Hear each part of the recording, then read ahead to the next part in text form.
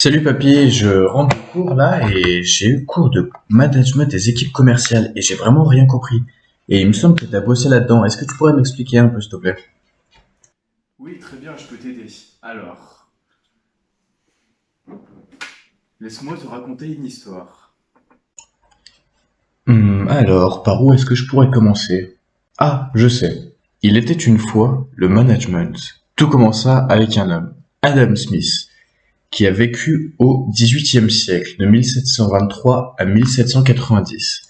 Il s'agissait d'un philosophe et économiste écossais des Lumières.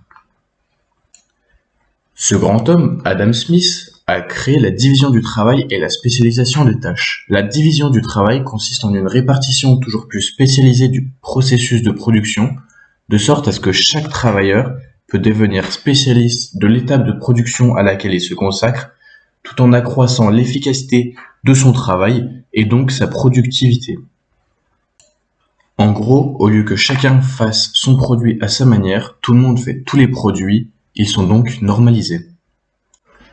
Ensuite, entre la fin du XIXe siècle et le début du XXe, un ingénieur un petit peu foufou fait son apparition. Il s'agit de Frederick Taylor, qui donne une approche scientifique au travail. En effet, son idée est de déterminer par des études la meilleure façon de faire un travail en décomposant des phases successives de ce travail, en cherchant les gestes les plus efficaces et en adaptant les outils. Ces conceptions fondent l'organisation scientifique du travail. Il est donc l'inventeur de ce que vous pouvez appeler, vous les jeunes aujourd'hui, le travail à la chaîne. Il privilégie la production au bien-être humain et il a été repris dans le film Les temps modernes de Charlie Chaplin, comme tu as pu sûrement le voir. C'est bon, tu suis jusqu'ici? Bon, peu de temps après, c'est au tour de Max Weber, un sociologue et économiste allemand du début du XXe siècle, d'apporter sa pierre à l'édifice. Il donne une approche sociologique de la chose et étudie les êtres humains dans leur milieu social. Il s'appuie sur un modèle théorique d'organisation, de hiérarchie et de bureaucratie. Il s'appuie aussi sur la formalisation des procédures, l'analyse et la coordination des tâches, ainsi que sur l'évolution professionnelle, le secteur formel, les règles et les normes. Le travail devient ainsi la plus haute tâche que peut accomplir l'homme pour trouver dans sa réussite professionnelle la confirmation de son statut d'homme, avec un grand H. C'est enfin au tour de Mary Parker Foley, une américaine du début du XXe siècle, de changer l'histoire du management. Elle apporte une approche plus psychologique des individus en étudiant leur comportement et les processus mentaux. Elle étudie également les comportements individuels et collectifs, la vision humaniste et le travail en équipe. Elle est l'initiatrice d'idées de recherche pour le management de la position communautaire dit gagnant-gagnant. Aujourd'hui, il existe le Lean Management, le système OKR et bien d'autres, mais c'est Margot qui va vous en parler plus tard. Ok, d'accord, eh bien, je ne savais pas, tu as l'air bien renseigné. Donc c'est bon, tu as tout compris?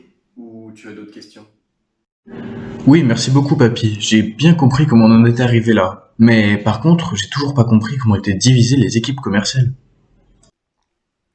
Alors, il y a deux modèles d'équipe commerciale. Le premier modèle est composé en deux équipes, l'équipe B2B et l'équipe B2C.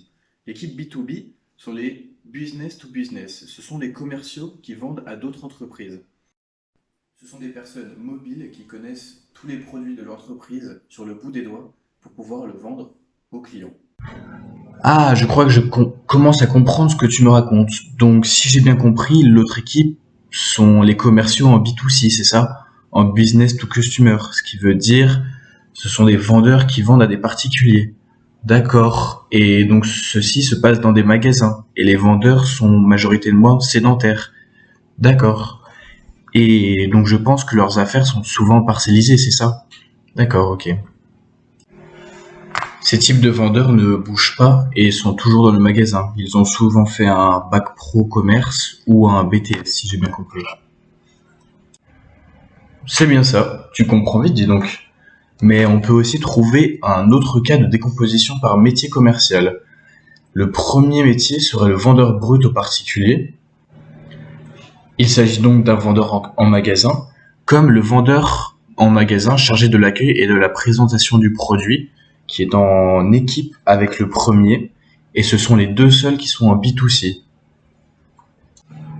Ensuite vient le tour des vendeurs en B2B, donc ceux qui vendent à d'autres entreprises. En premier, il y a le vendeur PMI-PME, celui qui vend aux petites entreprises, puis le vendeur technico-commercial, qui est spécialiste dans son domaine, le vendeur grand compte, qui désigne un vendeur qui réalise un chiffre d'affaires important avec une entreprise cliente ou un prospect très important pour l'entreprise. Vient ensuite le tour du vendeur ingénieur technico-commercial, qui est un ingénieur travaillant dans l'entreprise et qui vient démarcher les autres entreprises pour leur vendre des produits dont il a l'habitude de manier. Ensuite, le vendeur utilisant un procédé de vente créatif, comme sur les réseaux sociaux, des petits déjeuners par exemple, qui travaille beaucoup autour de l'événementiel. Et ensuite, le lobbyiste. Ah là là, tout ça me rappelle la bonne vieille époque. J'espère que tu as tout bien compris. Et ce sont les vieilles réflexions d'hier qui ont apporté le management d'aujourd'hui. Et il y a des méthodes très efficaces, dont une que j'aime beaucoup. Cette méthode s'appelle le Lean Management et c'est Margot qui va vous l'expliquer plus en détail. La méthode s'appelle le Lean Management et c'est Margot qui va vous l'expliquer plus en détail. Le quoi? Lean management? Qu'est-ce qu'il raconte là, Cédric? Déjà qu'en cours à distance, je comprends rien, mais alors là, va falloir que Margot elle soit claire, hein, parce que sinon mes partiels ils sont foutus. Toi aussi, tu galères à comprendre des concepts tout simples? T'inquiète, cette vidéo est faite pour toi. Comme pour tout, on compte plusieurs types de management. Pyramidal, OKR management, le slow management ou encore le lean management dont t'a parlé Cédric. Mais du coup, qu'est-ce que c'est le lean management? Un concept flou caché derrière un nom compliqué? Pas du tout. T'inquiète, je vais tout expliquer. Il s'agit d'une technique de management qui porte particulièrement attention à l'équipe de travail et à chacun des individus qui la composent. Mais surtout, elle se base sur la chasse au gaspillage pour atteindre une productivité optimale et lissée.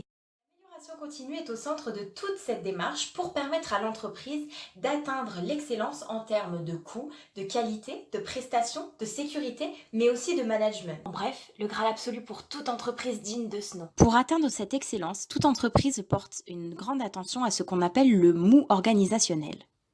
Quoi? Comme tout le monde, tu as sûrement l'habitude de rendre tes devoirs juste à temps, non? Non, jamais. Le mou organisationnel permet de prévoir tous les obstacles qui pourraient potentiellement retarder la réalisation d'une tâche. En d'autres mots, il s'agit d'un minimum mis en place pour atteindre son objectif sans être en retard. Pratique, non?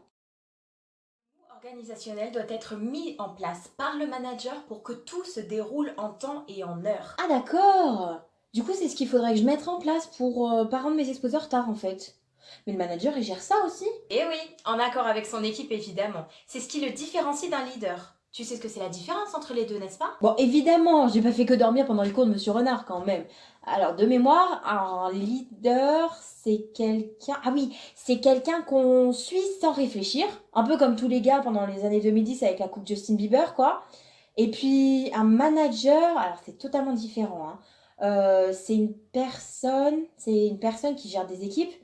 Et ah oui, il discute beaucoup plus avec son équipe et il utilise des outils pour que ses idées soient acceptées et suivies. Exactement. Et comme tu t'en doutes, il existe aussi différents types de managers. Pour illustrer tout cela, nous avons demandé à différentes personnes dans la rue de nous expliquer si selon eux, il existait différents types de managers et ce qu'ils attendaient de ceux-ci. Voici leurs réponses.